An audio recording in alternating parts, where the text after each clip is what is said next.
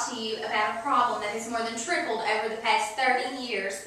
It could lead to sleep apnea, type 2 diabetes, and increased risk for heart disease, not to mention depression and anxiety in our children. I am talking about childhood obesity. A study was done recently for Mississippi high school students. 18% of Mississippi high school students are considered obese. Now, obese is defined as an excessive amount of body fat. And of these students that were surveyed, of these high school students that were surveyed, 18% of children ate 3 or less servings of vegetables a week.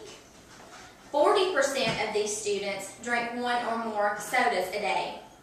45% of these children watched 3 or more hours of TV, and 22% of these children played on the computer at least 3 or more hours on an average school day.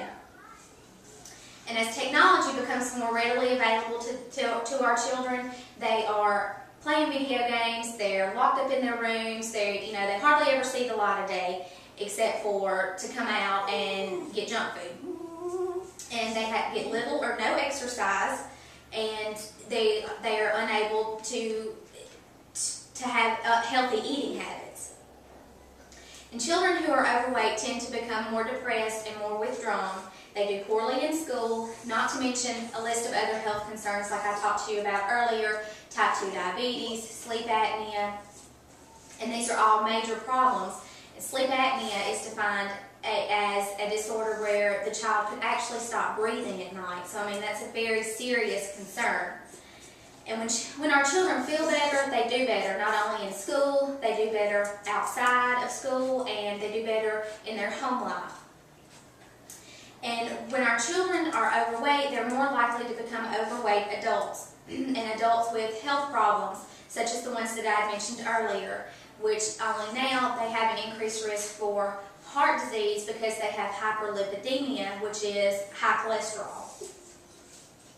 A study that was recently done by San Francisco General Hospital and Columbia University shows that by the year 2020, 44% of American women and 37% of American men will be obese by age 35. The risk of heart disease will increase by 16%, and the risk of heart disease-related death will increase by 19% between the ages of 35 to 50.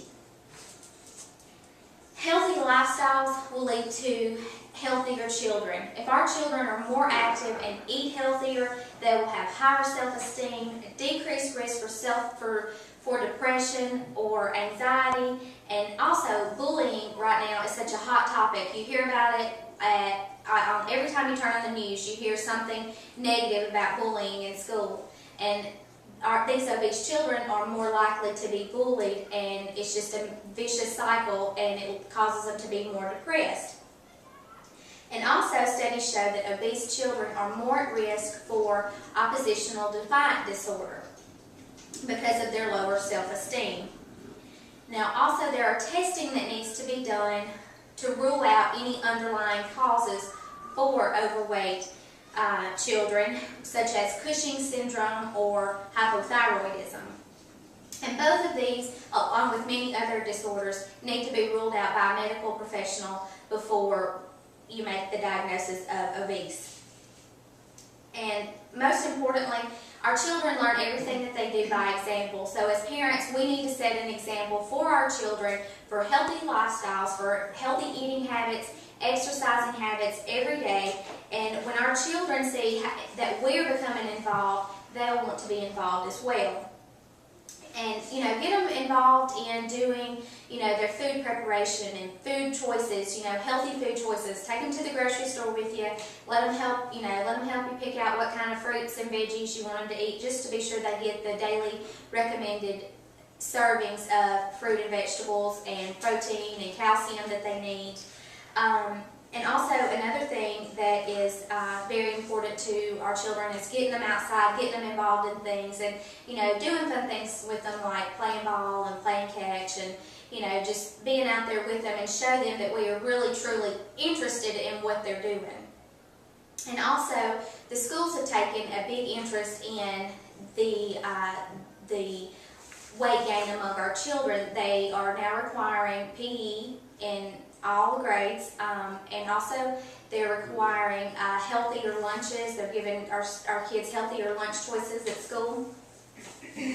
And also, I have prepared a little graph here that just kind of shows the obesity trends among children and adolescents between 1963 to 2008. And it starts from 2 to 5 years, and we really don't see anything from 1963 to 1965 on the 2 to 5 year olds. Actually, we don't start seeing them until 1971 when they are on the charts, with only about 4% for 2 to 5.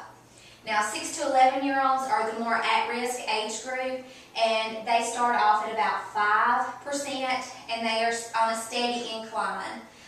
Even though they did have a little dip here in 2006, they're still at a steady incline. And also, 12 to 19 years are at an increased risk as well, because they didn't start off until around 1971, and they are steadily on the incline as well. And here in about 2007, they started to level off.